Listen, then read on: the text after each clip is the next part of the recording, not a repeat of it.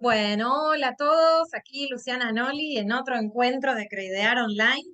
Y hoy la verdad que estoy súper entusiasmada porque tenemos a una persona que da muchísimo que hablar y estoy muy contenta de que esté en este espacio. Tenemos a el economista Agustín Echeverne con nosotros.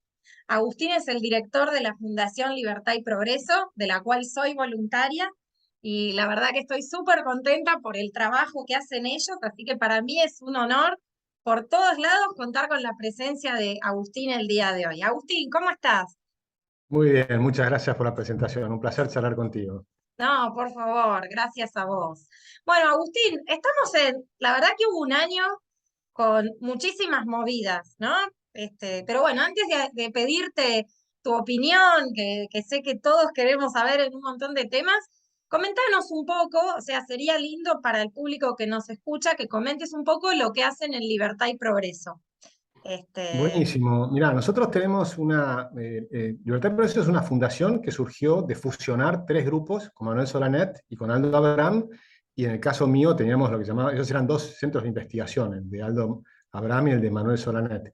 Y nosotros teníamos algo que era más, lo llamamos un action tank, más que un think tank, es decir, hacíamos acción. Por ejemplo, trabajamos en hacer marchas en su momento para cambiar la lista sábana, o por ejemplo después hicimos una cantidad de esfuerzo para tratar de frenar las expropiaciones de las AFJPs, o también trabajamos mucho y juntamos 50.000 fiscales electorales para mirá, tratar de aportar a que se elijan bien las elecciones sin robarse votos, y después eso le permitió en el 2015 a Cambiemos, digamos, hacer ganar las elecciones, porque sin eso yo creo que probablemente hubieran perdido las elecciones. O sea, creo que hicimos años. Y ahora, desde que estamos fusionados, tenemos dos objetivos. Uno que es ayudar al cambio cultural de la Argentina, mejorando el nivel del debate. Y para eso tenemos un equipo de comunicación y un equipo de economistas.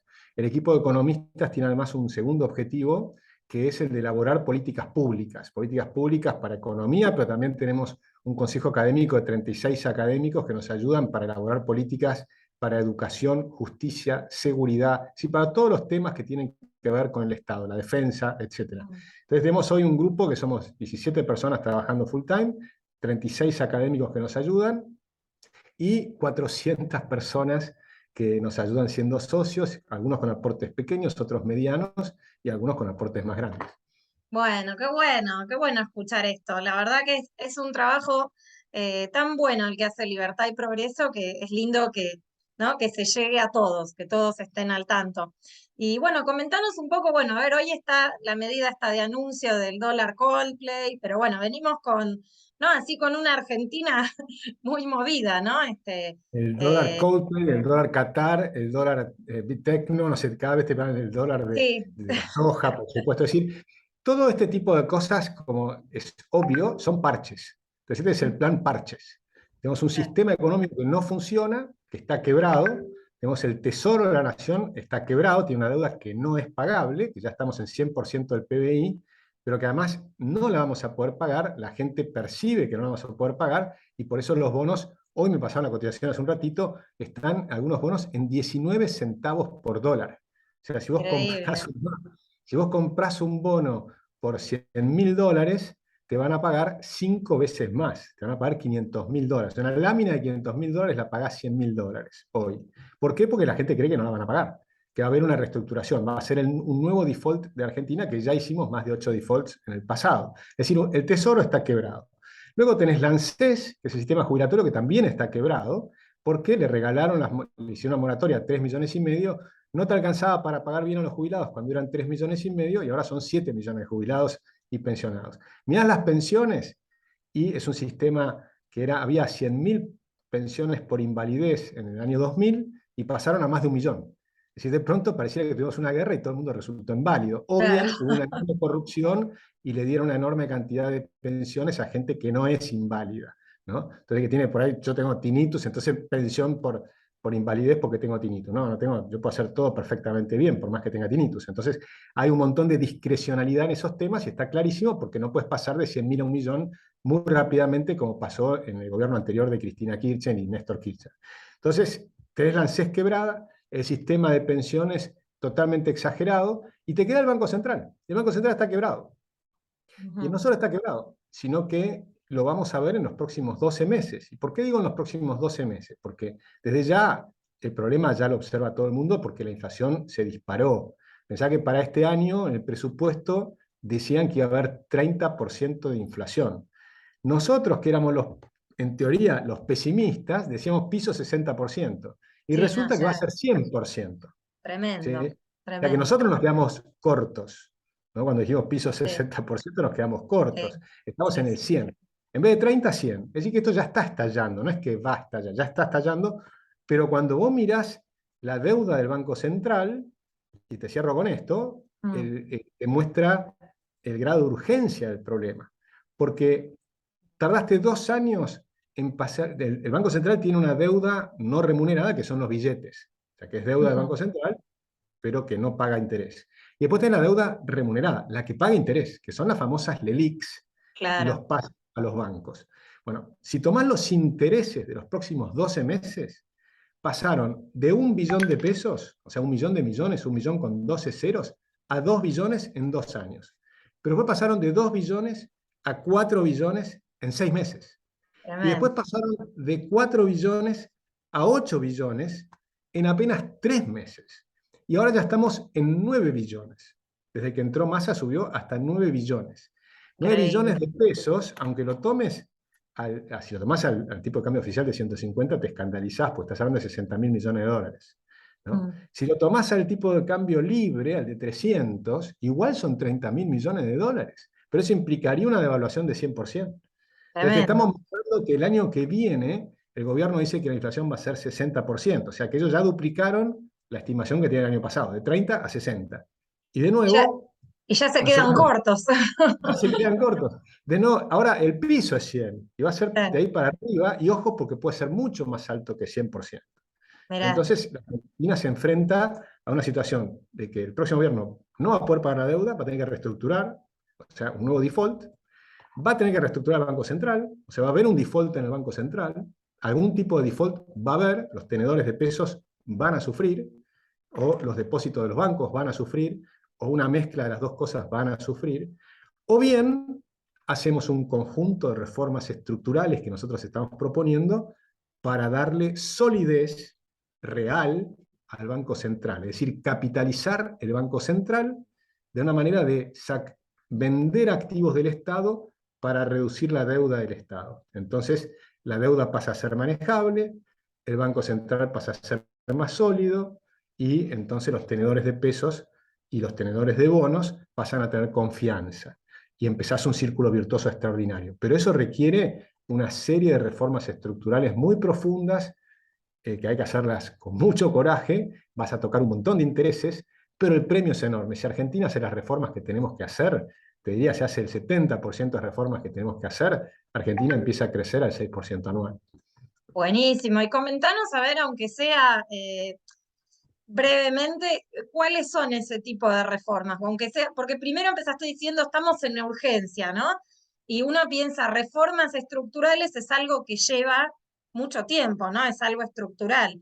¿Qué se puede empezar haciendo en el corto plazo, ¿no? Como para decir, bueno, ya empecemos a trabajar en esto. ¿Qué, comentame un Sí. poco qué sería este Bueno, paquete de reformas y qué se puede empezar haciendo ya o en el corto plazo, ¿no? O sea, digamos, cuando asuma el próximo gobierno, porque de este gobierno yo no espero nada positivo. Entonces, digamos que supongamos que 10 de diciembre asume un nuevo gobierno. Primer medida de gobierno, ya empezar a hacer reformas estructurales enormes, porque tenés que designar el gabinete. En vez de tener 23 ministros como tenía Macri, que tenía 21 más 2 superministros, que eran Lopetegui y Quintana, en vez mm, de eso bajás a 7. Ya eso es un shock, porque de sí. pronto no tenés para repartir. Cuando tenés 23 ministros, le das 7 ministerios a los radicales, 7 ministerios a los del PRO, le das 3 a Lilita, le das uno a no sé quién, le das el Ministerio de Defensa para fulano, para mengano, empiezan a repartir el poder. Cuando tenés 7, ya tenés que dar una sensación, señores, se acabó la joda, Mm, hablando mal y pronto, ¿no? Entonces, sí. se acabó. Empezás a dar una señal de entrada de que se van a reducir los ministerios, las secretarías, las subsecretarías, y además vas a también achicar la cantidad. Por ejemplo, no vas a tener esos 2 superministros, que es otro nivel adicional. Bajá la cantidad de niveles y reducís la cantidad de ministerios. Y eso achica para abajo todo, y vas a empezar a reestructurar una reforma que te va a llevar 6 meses para reestructurar el Estado, y probablemente va a quedar en disponibilidad cerca de 200.000 o 250.000 personas. Esas personas quedan en disponibilidad, ya no trabajan más para el Estado, pero le seguís pagando el sueldo. La ley marca, ya no tenés que hacer ni siquiera una ley nueva, todo esto lo puedes hacer con las leyes actuales, ni siquiera necesitas hasta acá ninguna ley, es Claro, simplemente la voluntad y el coraje político de hacerlo, ¿no?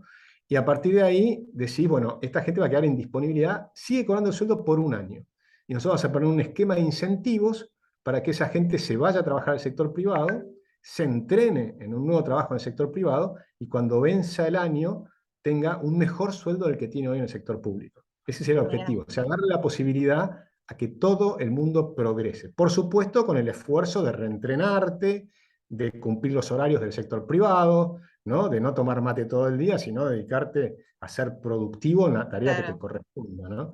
Y yo creo que lo pueden hacer casi todos. O sea, la gente puede reentrenarse y empezar a trabajar bien en el sector privado, y a la empresa le das un incentivo también, porque le permitiste a una persona sin pagar las cargas sociales durante un tiempo, hasta que pasa a tener el nivel de productividad equivalente al de un trabajador con alta productividad.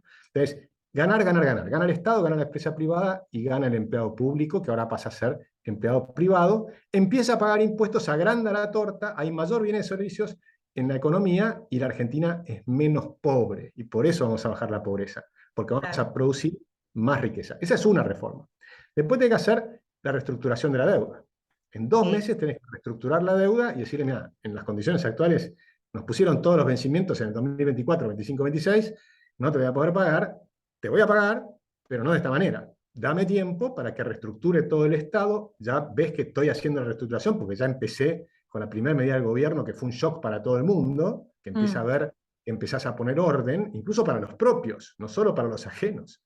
Los propios de tu propio entorno saben que ya no hay más para repartir, que empezás una disciplina desde el primer día. Entonces, claro. luego es una mega desregulación, hay 70.000 regulaciones. Estamos pensando en una mega desregulación, y todo esto se va a hacer la primera semana de gobierno. No la restricción de la deuda, que va a tardar 2 meses, pero la mega desregulación tiene que ser un paquete, una ley ómnibus, 3.000 artículos, para desregular la economía, liberar los precios, eliminar los subsidios. Todo eso se hace el primer día. Entonces tenés una idea de un shock de desregulación. No un shock en el sentido que le apretás el cinturón a todo el mundo, sino un shock de desregulación, de liberación, de liberar precios, salarios, etc. Entonces, eso también expande la economía. Después vas a tener una reforma que tenés que hacer de impositiva, para Mm, reducir, eliminar impuestos, bajar alícuotas, y que eso también es expansivo. Fíjate que son todas cosas que van a generar un shock de confianza, un shock de inversiones, y es expansivo para que la economía crezca. Estamos pensando en agrandar la torta. Y claro, luego tenés que hacer una reforma que es la previsional, que esa va a llevar más tiempo, y el resultado te va a impactar en varios años, pero mm, vas a reducir 1,5 puntos el déficit fiscal, nada más que por la reforma previsional, en algunos años, o incluso 2 puntos del PBI. O sea que la reforma previsional también te ayuda. Y después tenés que hacer, bueno, es un conjunto de reformas, la apertura de la economía, es una serie de cosas. Y por supuesto, yo creo, y acá en la Fundación hay varias opciones que ofrecemos, la que a mí más me gusta es una reforma monetaria, que es dolarizar la economía. Es todo un mm, proceso de reformas en el sector financiero, bancario, que significa que en un año vas a eliminar la inflación a cero, las tasas de interés se van a desplomar, y la monetización, la cantidad de dinero y crédito que hay en la economía, se va a expandir. Nuevamente es expansivo. Si hacemos todas estas reformas, mi apuesta es que vamos a crecer al 6 o 7% anual en los siguientes 20 años. Es decir, que Argentina buenísimo. va a poder multiplicar el PIB per cápita por 3 en 20 años. Es decir, ¿Qué, vamos a qué- tratar de empezar. claro, ¿y qué partido es que puede tener una mejor recepción a estas? A ver, no todos los políticos pienso que eh, pueden, es un plan buenísimo, pero no sé si va a tener recepción de todos. Vos dijiste, yo lo veo ya para la finalización cuando termina el kirchnerismo, ¿no? O sea, eh, en cara a las próximas elecciones, ¿qué candidatos ves que podrían ir más con esto que vos decís, ¿no? Y que llevarían el Sí, país a crecer. A ver, también no solo a llevar estas reformas, a que las reformas vayan a este fin, ¿no? Porque a veces uno quiere hacerlas y en algún momento hay algo que se tuerce y no se llega, como vos bien dijiste, no te digo a un 6% de crecimiento, que sería buenísimo, pero aunque sea, no sé, a un 4, a un 3, no sé, a decir, bueno, empecemos a crecer y no a decrecer. sí, yo creo Este, que el problema que yo le veo es que si creces al 3%, yo se lo decía a Prat Guy al principio del gobierno anterior, que ellos querían crecer al 3. Y digo, al 3 no vas a crecer. O vas a crecer al 6 o vas a volver a tener un problema y entonces vas a crecer cero. Entonces, claro, acá no hay forma. O agrandamos la torta y entonces se empiezan a solucionar los problemas, y la forma de agrandar la torta son todas estas reformas estructurales y algunas otras, o vas a crecer un tiempito al 3, no vas a solucionar los problemas, vas a volver a caer en default y se te va a volver a caer la economía. Entonces, al final del producto no vas a haber crecido. Entonces, ¿quién lo puede hacer? Yo creo que necesitas cuatro cosas. Necesitas una persona que tenga visión, a dónde quiere ir.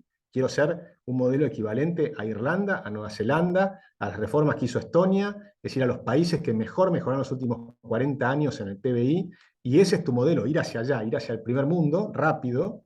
Esa es visión. Segundo, convicción.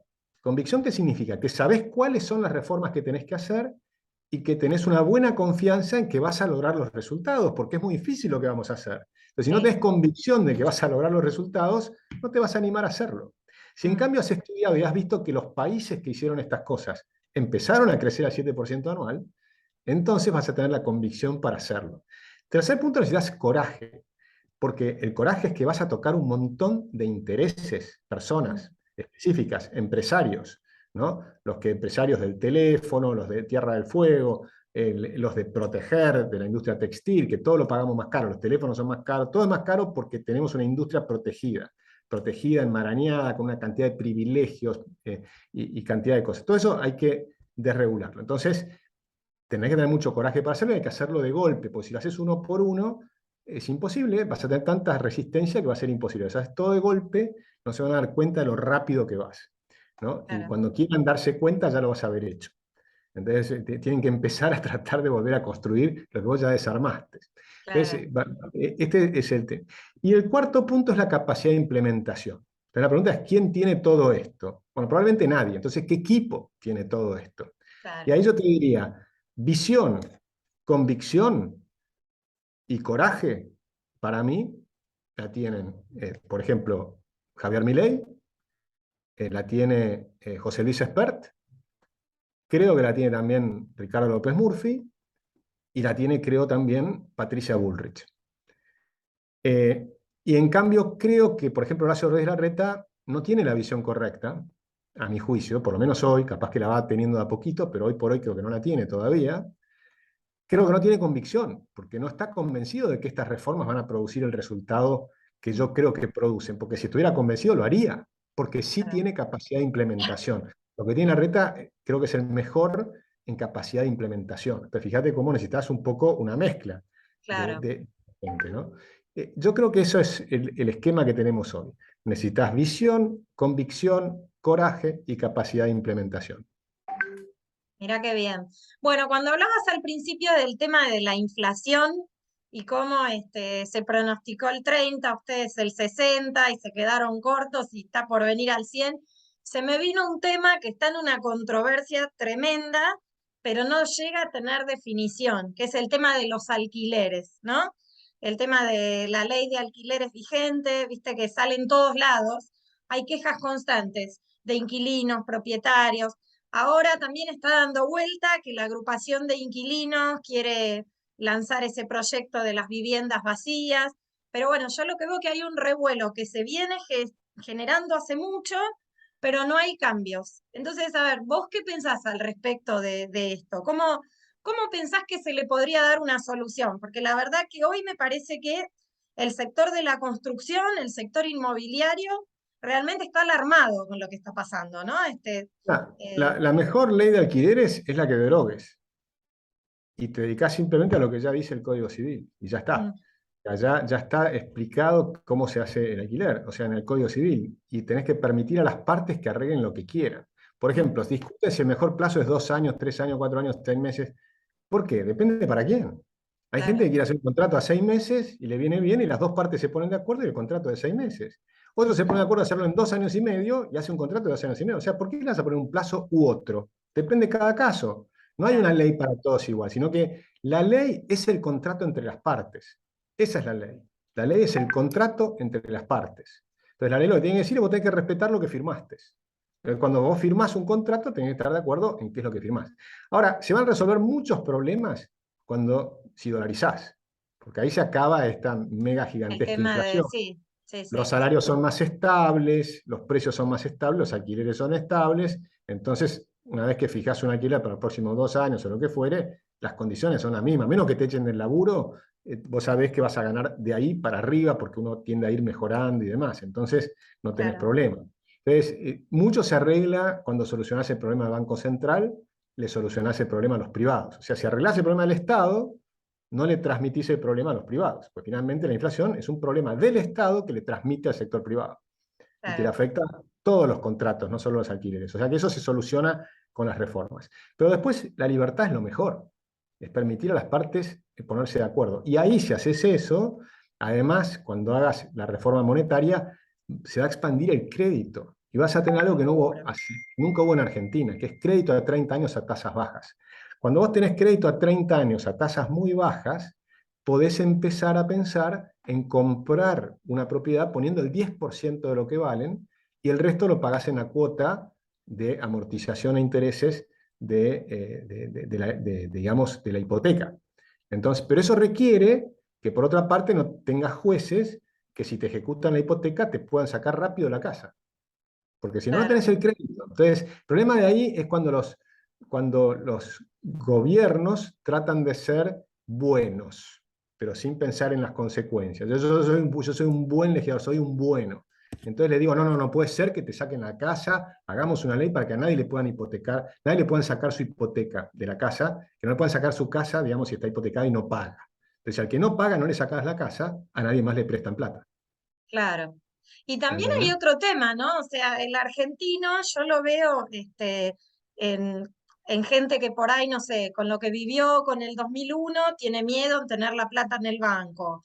El tema de los créditos que vos decías es excelente, pero veo también en mucha mentalidad de argentinos que te dicen, no, yo cuando tengo toda la plata compro, si no, no. O sea, ¿cómo haces ese cambio de mentalidad? Eso lleva, porque a ver, es bastante histórico, me parece, ¿no? Que la gente tiene esa desconfianza en estas cosas que yo te digo, en el sistema financiero. Es como que hubo Sí, tantos vaivenes que no me parece que es perfecto el plan que vos decís, el tema del crédito. Ahora, yo por ahí pienso, ¿cuántas personas pensás cómo haces para que las personas digan, bueno, está bien, voy a sacar ese crédito a 30 años? Este, no, eso va a llevar mucho tiempo. Yo estoy diciendo, ese es el objetivo final, no va a llegar el primer día de ninguna manera. Primero, claro, te dejar una gran solidez al sistema para que la gente ponga sus depósitos. Te vas a ver crecer el depósito y ahí se va a empezar a expandir el crédito. Pero eso requiere hacer una reforma bancaria donde vos tenés, primero, invertir en la moneda que quieras, en dólares, euros o lo que fuere. Segundo, que los encajes no los tenga el Banco Central, porque el Banco Central se los puede patinar, como ha hecho muchas veces. De que esos encajes estén custodiados en cuentas de Basilea o de un esquema de protección ultranacional, o sea, que esté afuera de lo que pueden hacer los políticos, estén protegidos para que los políticos no puedan tocar la plata de la gente. Entonces vos tenés claro, que dar seguridades.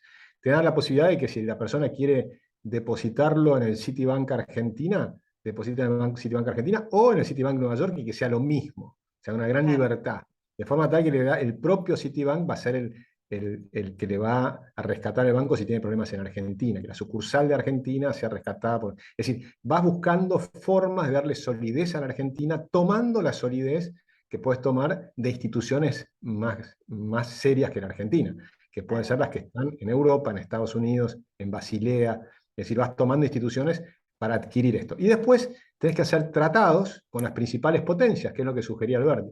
Tratados de libre comercio, tratados monetarios, es decir, tratados que te permitan asegurar por arriba de las instituciones de Argentina, con las principales potencias del mundo, para darle seguridad a los propios argentinos que no confiamos en nuestra justicia y que no confiamos en nuestros gobiernos.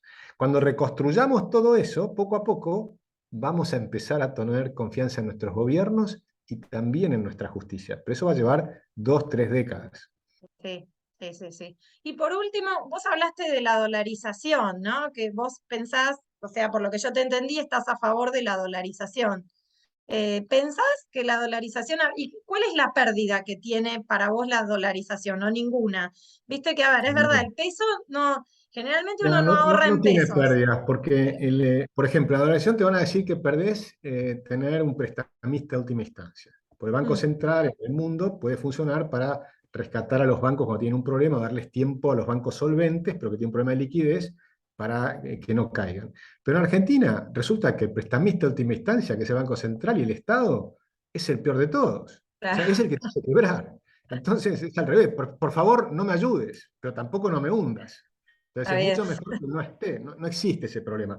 Argentina no tiene prestadores, el que te hunde en última instancia es el Estado. Entonces no es que te salva, te hunde. Entonces eso es un primer tema. Segundo tema es, se supone que un buen manejo de la política monetaria, según el mainstream economics, o sea, la mayor parte de los economistas creen que un buen manejo de la política puede suavizarte el ciclo económico. ¿Pasó eso en Argentina? No. El Banco Central te acelera el problema.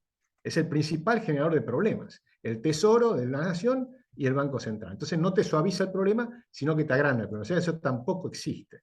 Entonces esa idea de tener un colchón que te amortigua de los golpes internacionales y qué sé yo, no existe. No hay costo. El único costo que tenemos nosotros es la inflación. Si bajás la inflación de 100 a 0, es todo ganancia.